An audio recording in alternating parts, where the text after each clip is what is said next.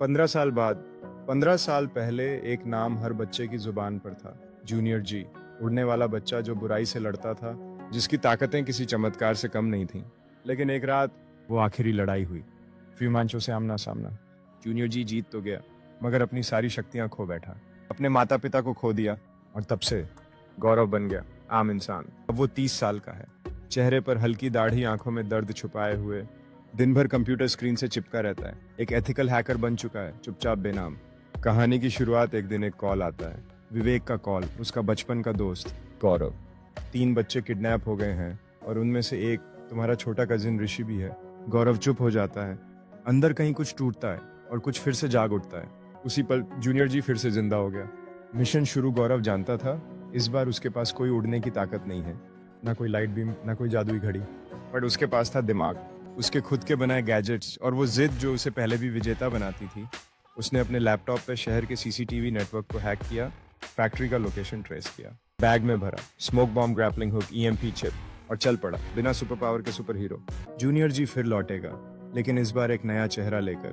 ताकत फिर आएगी, मगर उससे पहले हमें चाहिए तुम्हारा साथ। किड्स टून्स को अभी सब्सक्राइब करो और इस नई शुरुआत का हिस्सा बनो। 100 सब्सक्राइबर्स पूरे होते ही अगला एपिसोड होगा रिलीज।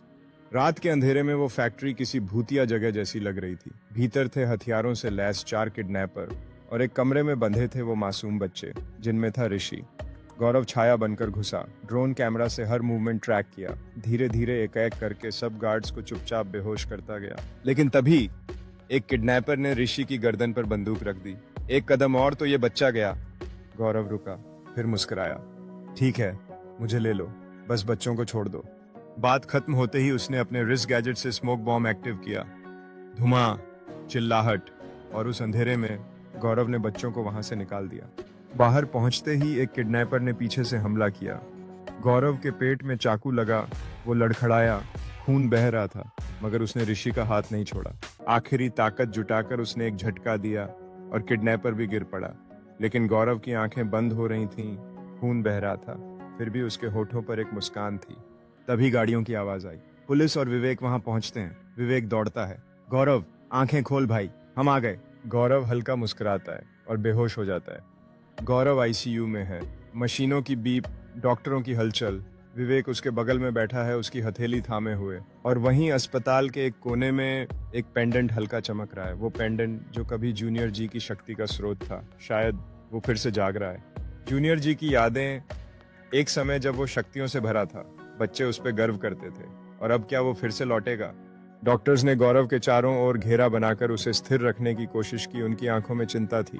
विवेक हॉस्पिटल के हॉलवे में चल रहा था, आईसीयू के दरवाजे को देख रहा था, आशा और डर के बीच झूल रहा था। फिर अचानक उस पेंडेंट में ऊर्जा की एक लहर आई और वो रोशनी से भर गया। गौरव बिस्तर पर था, तभी एक हल्का सा चमक उसके चारों ओर फैलता है।